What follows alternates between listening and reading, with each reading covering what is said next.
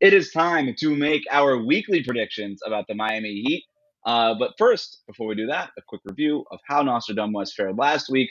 Tuesday, December 21st, against the Pacers, the prediction was that the Heat would hold Domantas Sabonis, who was averaging to that point 21 points and 11 rebounds in the month of December, to under 20 points. NOSTRADUMBWES was, of course, correct.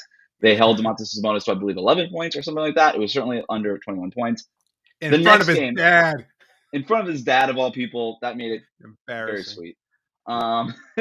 Against Detroit on Thursday, Nostradamus predicted that Kyle Lowry would have 3 or more steals in the game. He had just 1, so that was not a correct prediction. December 26th, Sunday, the day after Christmas against Orlando. This time, Nostradamus predicted the Heat would score more than 120 points. They did not. They scored 93. So not a great week for Nostradamus all in all, 1-2 on the week, but it's going to be a better one, David, this week because we got 4 predictions, 4 Heat games. We got a prediction for each one of them. Starting tonight against the Wizards, the Heat are going to win this one by double digits. Okay. They're going to finish this homestand 4-0. That's the Nostradamus prediction. Why? Miami over the last 5 games, 9th in offensive rating in the NBA, 4th in defensive rating, 4th in overall net rating. Meanwhile, the Wizards, 21st in offensive rating, 26th in defensive rating, 26th in net rating. To the sum of it, David, Washington stinks. The Miami Heat have been playing really good. I think they're going to win this game. I believe they're going to be a 6.5 or a 7.5 point favorite at home to finish this homestand. I think they win by double digits. Wow, I love it. I remember when the Washington Wizards were above the Heat in the Eastern Conference standings, and somehow Miami has lost half their roster either to injury or COVID or both. And yet Miami's still right there neck and neck with the very top teams of the Eastern Conference. The Wizards now just a half game above 500 there.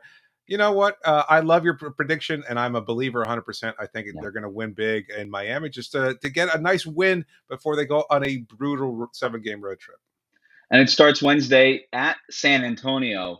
The Spurs lead the league in points in the paint. Miami allows the fewest points in the paint in the league over the last 10 games, okay? So the prediction here is that matchup, what the Spurs could do in the paint, what Miami can prevent in the paint, is going to determine the winner. That's my prediction. It's well, I mean, you're kind of hedging your bets there a little bit, but I love it. I love the Jakob Poeltl matchup versus Omer Yurtseven. That's fantastic. I mean, that's what it's building up towards. At this point, Dwayne Dedmon probably still going to be out of the lineup there.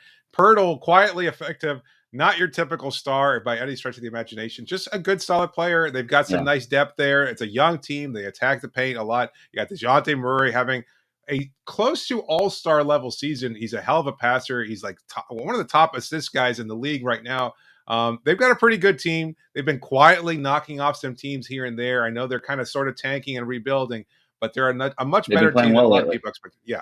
Yeah. And I think it is. And I think the way that the NBA health and safety protocols are going right now, that might be the headline matchup the entire night in the NBA is Jakob Poeltl versus Omer Yurtseven.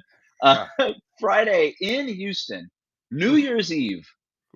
Jimmy Butler, hometown, Houston.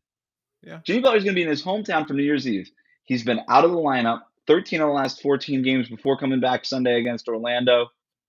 I think we're going to get pictures over the weekend of a killer Jimmy Butler New Year's Eve party in Houston.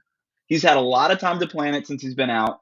There's only so much work you can do with Big Face Coffee. I think he's put out the feelers. He's figured out what he could do in Houston. I think they're going to throw a hell of a party. This is a Friday night in Houston for New Year's Eve, going right into the weekend.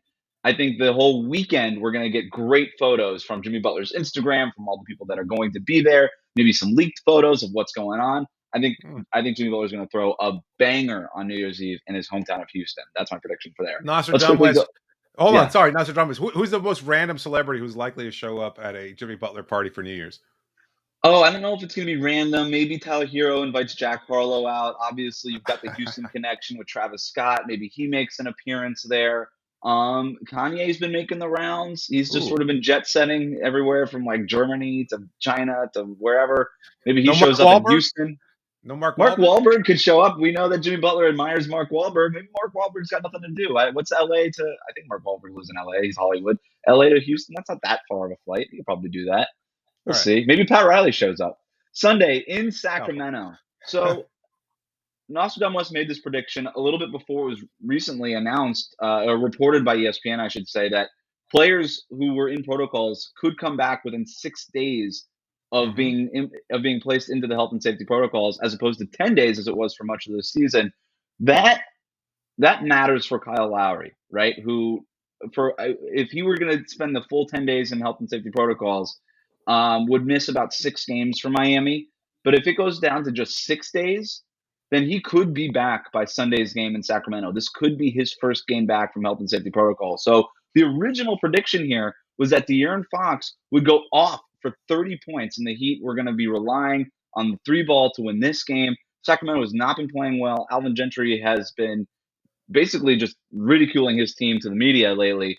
But this seems like a game where the Heat could get caught looking ahead to the second night of a back-to-back in San Francisco to play the Warriors.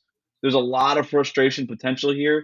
If Kyle Lowry is available, I think he stifles a little bit of what De'Aaron Fox could do. De'Aaron Fox, the notorious Heat killer. If he goes off for 30 points, I don't feel great about this game, if I'm being honest, for the Heat.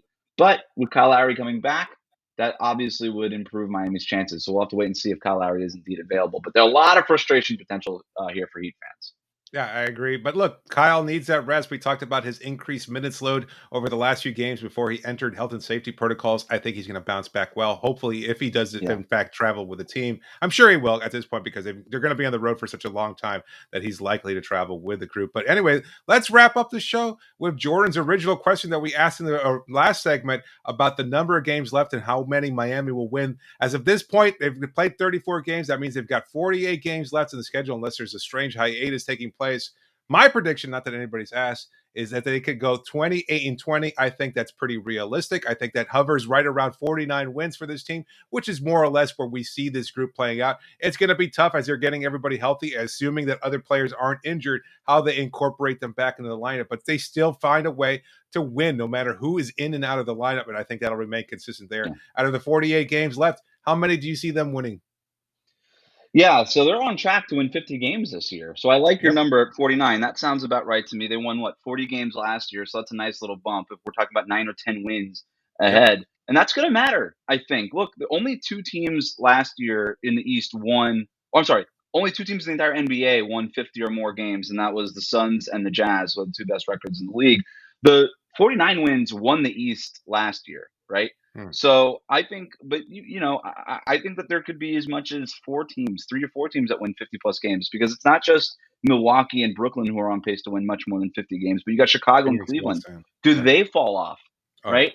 I would think at some point they do, but Cleveland's played a really tough schedule. They're hanging in there. They've been hit with health and safety protocol stuff lately. Chicago, we'll see. They don't have a lot of depth, but they seem like a team that could be ripe for a trade deadline move. So that could give them a little boost in the second half of the year. But I do think that there's going to be motivation for the Heat to finish the year and try to get one of these top 4 seeds in the East, which is why I bring this up. And I think they could be kind of, they're not going to be letting up, I don't think, in the last few weeks of the year, which is why I think they win probably around 50 games. That's what I think. Yeah, I could see 30-18 over the next 48 games. I think that's another, this is a really good team. They're going to have some struggles here and there just because of the nature of COVID and the way the season is shaped out. But overall, it's been a pretty good year. The hardest part of the schedule is behind them. Let's hope so. Yeah. All those from a strength of schedule standpoint, this 7-game road trip. Once you get past this, it gets a little bit easier, and you start these home games start to kind of bunch up a little bit more.